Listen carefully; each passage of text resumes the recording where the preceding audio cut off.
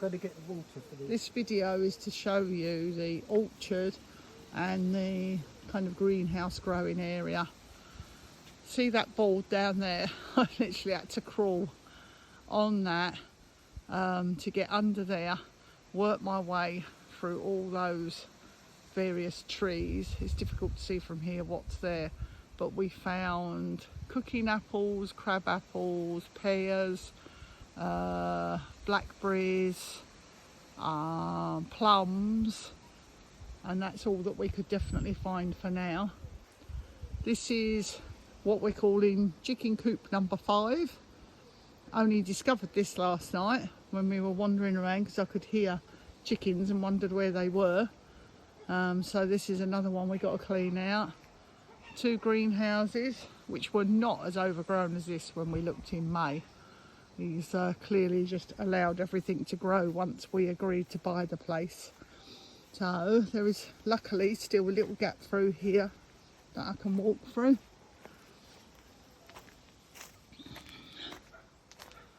This is chicken coop number 4.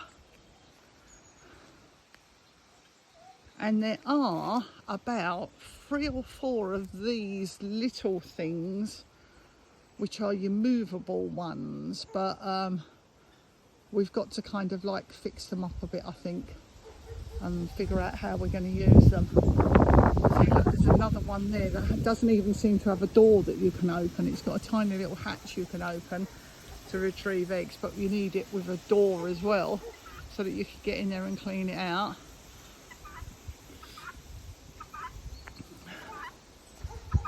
And chicken coop number 3.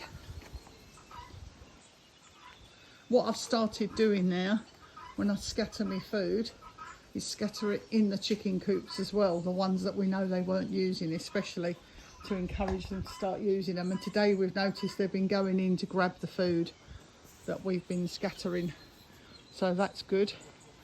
This is not brilliant as a kind of a shed or a barn, because of that there where the tarpaulin is, and it's a very, very rickety one, but we are going to use it as a wood store because at the moment there is wood kind of all over the place, like over there.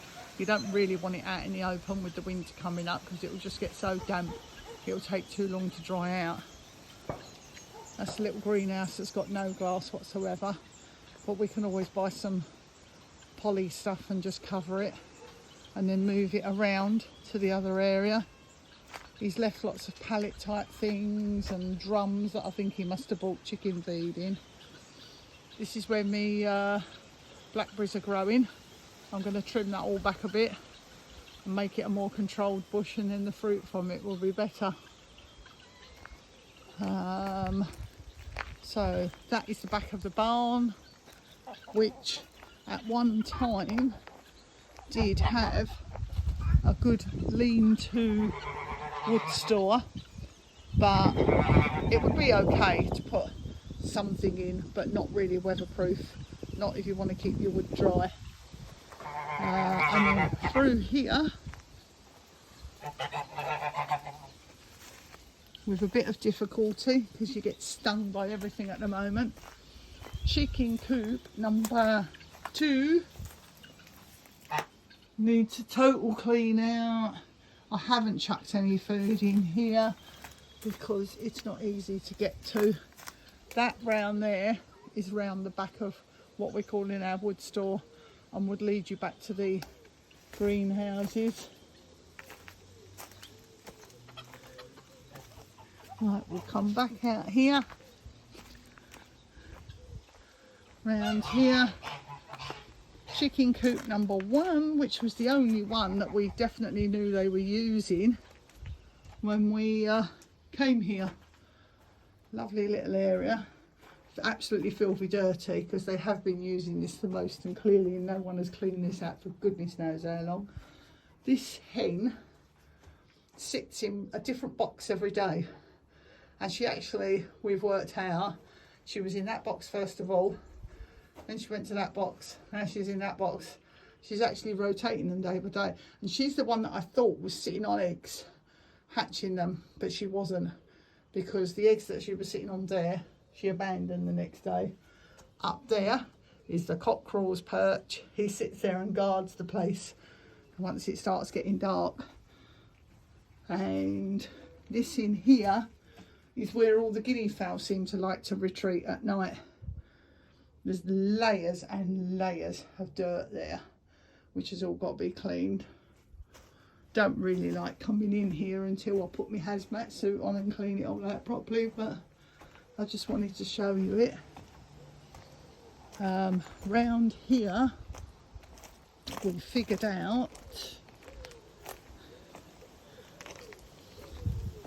was originally the gate into the orchard, and it's all still there, fencing all along there. So as you can see, most of these weeds have basically turned into trees over the last 10 years because for some strange reason the previous owners didn't want to seem to keep that as it should be. But we will restore it all back. So looking back here so you can see where you are, this will be this area from here onwards we're going to treat as our garden, as a normal garden, and try and keep the animals kind of away from this area. I'm not scattering any feed or anything here so that they don't get the idea that it belongs to them, because the geese especially are very territorial and at the moment are still trying to claim the barn for themselves. But we're doing our best to keep them out, to the point where they now try and hiss at me and intimidate me when I go anywhere near them. This is our little trick at the moment with the barn. Park the car right next to it, and we've put some little barriers up which are just tall enough to stop the chickens jumping over. And I think it's put the geese off now finally, because this morning the geese were not hanging around here when I came to open up, and this is normally where they hang around. They went all the way down to that gate, and to the right is another hidden entrance to the orchard, and that's where they were milling around. So now when I do the feeding, I walk down to that gate, start scattering there, and come all the way back to this point here to tell them that's their area, that's where I want them to hang around.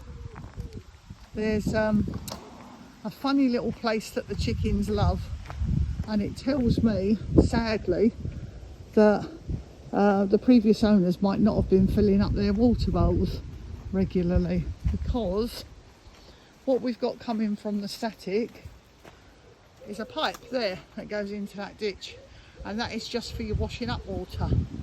And every time I'll do some washing up, all of a sudden every single chicken and guinea fowl comes running around here trying to get hold of the washing up water, which I'm trying to stop them doing, because it's not good for them to be drinking that with soap powder and whatnot in it, especially when we're doing the laundry.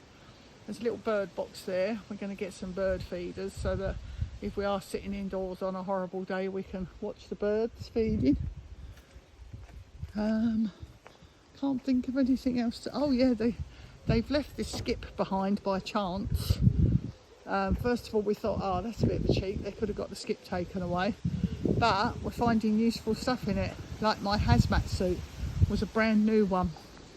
Let me show you indoors something that would have cost me an absolute fortune to buy. There it is. It was brand new and it was in a packet, head to toe, with a hood as well, and bought myself some good gloves, so anytime soon I'll be getting into those chicken coops and giving them a good clean out. John's been finding bits of guttering, which all still look in good condition and stuff like that.